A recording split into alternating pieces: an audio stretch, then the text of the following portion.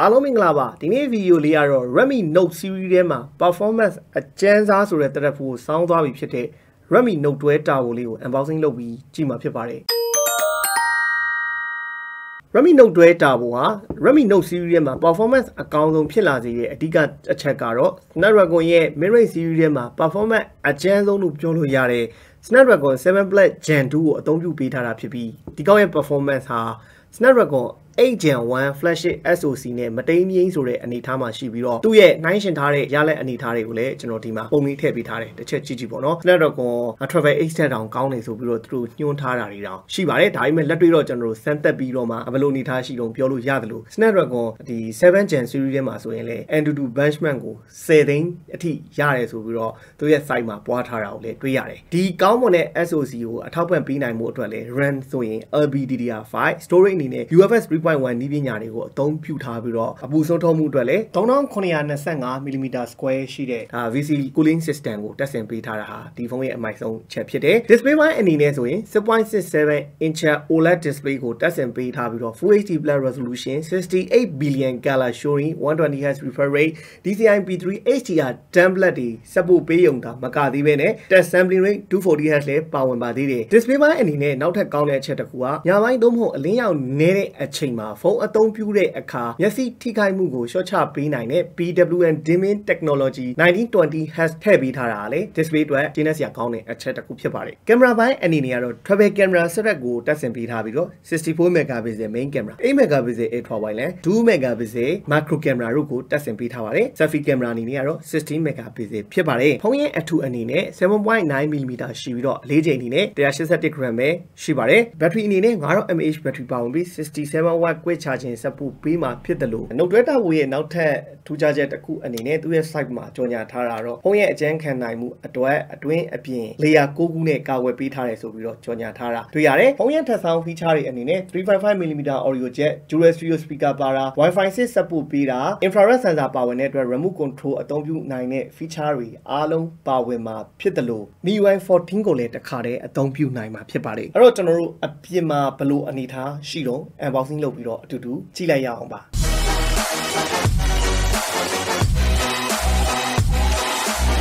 Redmi Note12 Turbo ပါ RAM 8256ကိုဈေးနှုန်းအနေနဲ့ 9,890,000 ပါ 0.7 လောက်ထူရှိတဲ့ silicon thin injector 67W charging ကောင် Type C ဂျိုးလေးပါပါမယ်ဖုန်းလေးကြည့်အောင်Note12 Turbo 5G လေးရဲ့ back cover ဒါနာပါ glossy finish နဲ့လုပ်ထားတာဖြစ်တဲ့အတွက်ကတော့ကျွန်တော်တို့လက်ရထင်နိုင်တယ်ဒါပေမဲ့ဒါအဖြူရောင်ပေါ့နော်အဖြူရောင်ကဒါနောက်ကတော့ကျွန်တော်တို့ရေခဲပုံစံဒီဇိုင်းပေါ့ဗျာရေခဲမျက်နှာပြင်လိုပုံစံဒီဇိုင်း ice white လား icy white ဆိုပြီးသူတို့ခေါ်တာပေါ့နော်လှတာတော့ back cover texture design ပေါ်ထားတာရေခဲပုံစံလေးဖြစ်အောင်လုပ်ထားတဲ့ပုံစံဒီဇိုင်းကတော့တော်တော်လှတယ်ဒီထူးခြားသွားတာတစ်ခုက camera back အနေထားကNote12 series တွေမှာမြင်တွေ့နေကြပုံစံတိုင်းပေါ့နော် Note12 Pro ပဲသူက band မပါတော့တာ Note12 Pro မှာဆိုရင်ဒီ camera band rectangle band လေးပါတယ်ဒီမှာတော့ကျွန်တော်တို့ camera band လုံးဝထည့်ပြီးထားတာမရှိဘူးတခုကဘာထူးခြားသွားအောင်ဆိုတော့ဒီ ring ပေါ့နော် ring နှစ်ခုပါလာတယ် camera ring နှစ်ခုထည့်ပေးလိုက်တယ်အပေါ်မှာတော့64 megapixel main camera 8 megapixel ultra wide lens ရဲ့ဒီဘက်က2 megapixel macro camera ပါအထူးကလည်း Note12 Pro လိုပါပဲ 7.9mm ရှိပြီးတော့သူက 188g ပဲလေးပါတယ်အပေါ်ဘက်ချမ်းမှာတော့ 3.5mm audio jack speaker ပါမယ် mic ပါမယ် infrared sensor လေးပါမယ်နောက် volume up down power button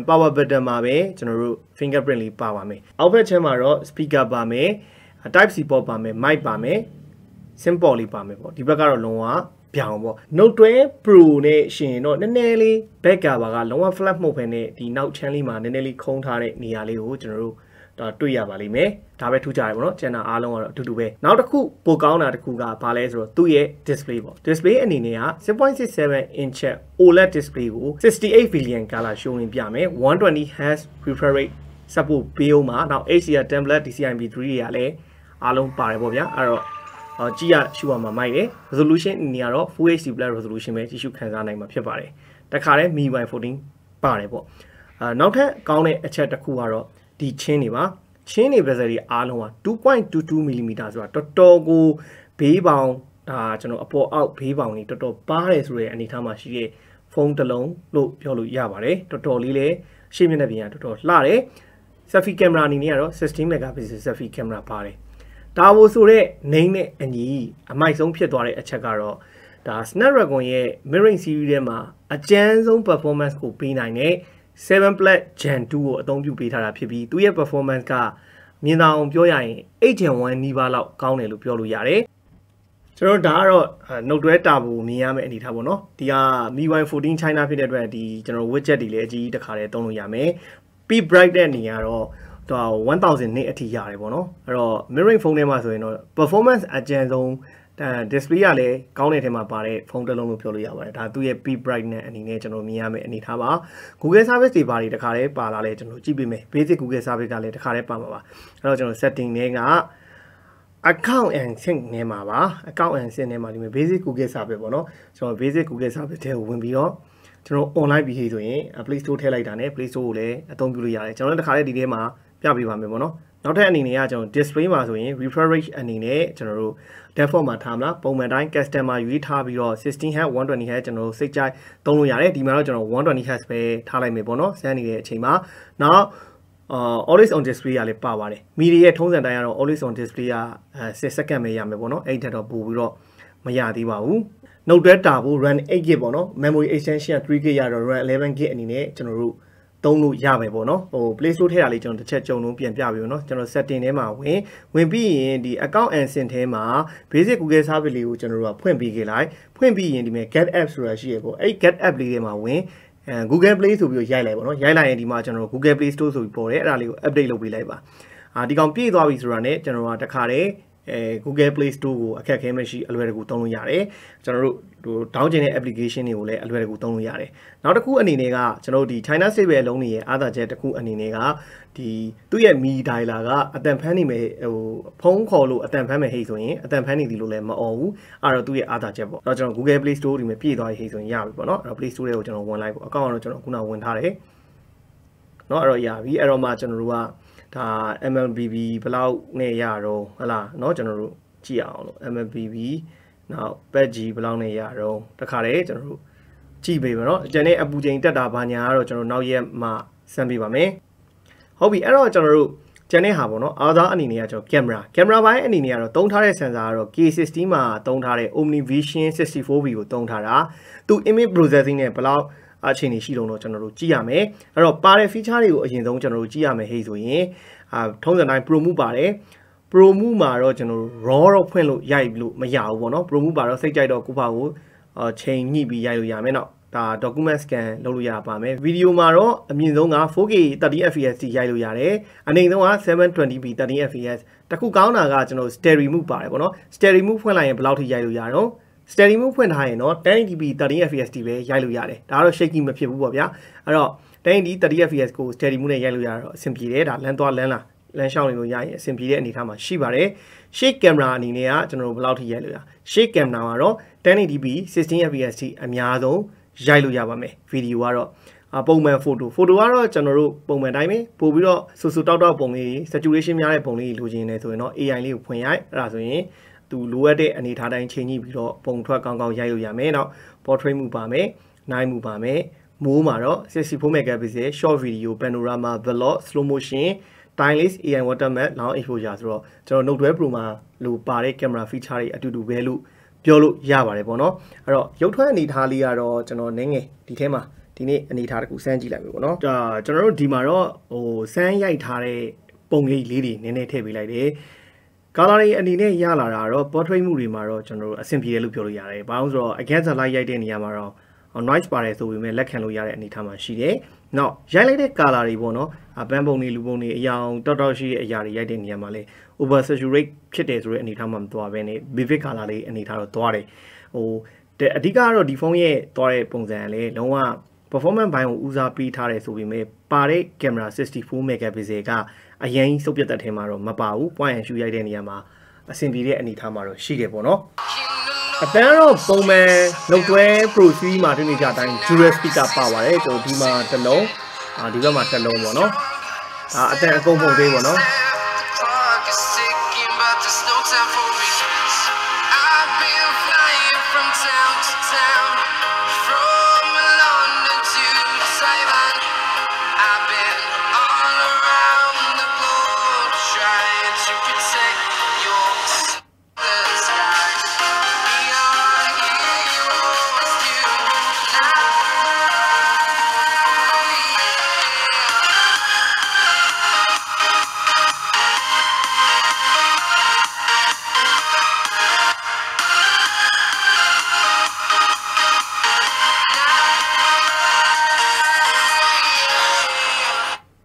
다로 저너로 Note12 다볼리에 어떤 봐봐요. 다 Note12 Pro 시리즈만 빠래 어떤 터네 두두배 또 Dolby Atmosဖွင့်ခြင်းနဲ့ ဖွင့်ပြီးတော့ နားထောင်လို့ရတယ်နောက်တစ်ခုကတော့ကျွန်တော်ရုပ်လေးပေါ့နော်ရုပ်လေးနည်းနည်းကြည့်လို့ရအောင်ဒါကတော့အတန်လျှော့လိုက်မယ်မနေ့ကကျွန်တော်ဒီကောင်နဲ့ဟိုမိနေတယ်ဘာတော့ copyright မိမဆိုလို့ပါရုပ်ထွက်အနေနဲ့ကကျွန်တော်ဒီမှာကြည့်လိုက်ပါနော် bright tag ကကျွန်တော်တဝက်တောင်မရှိဘဲနဲ့အနေထားမှာတော်တော်ကြည့်လို့အဆင်ပြေတယ်ဒီကျွန်တော်တို့ viewing angle ရတာတွေသူ color saturation တွေနောက် color processing တွေဟာသူပြောထားတဲ့အတိုင်းပဲတော်တော်ဒီ9သိန်းကျော်တဲ့ဖုန်းတစ်လုံးအနေနဲ့ perfect ဖြစ်တဲ့ OLED panel လို့ပြောလို့ရပါတယ် brightness ကလည်းတော်တော်လင်းနေဆိုတဲ့အထဲမှာပါပါတယ်ပေါ့နော်ဒါရုပ်ရှင်တွေ video တွေကြည့်ဖို့နောက်ပြီးကျွန်တော် style တွေ Dolby Atmos style ဘာညာအားလုံးလည်းဒီမှာ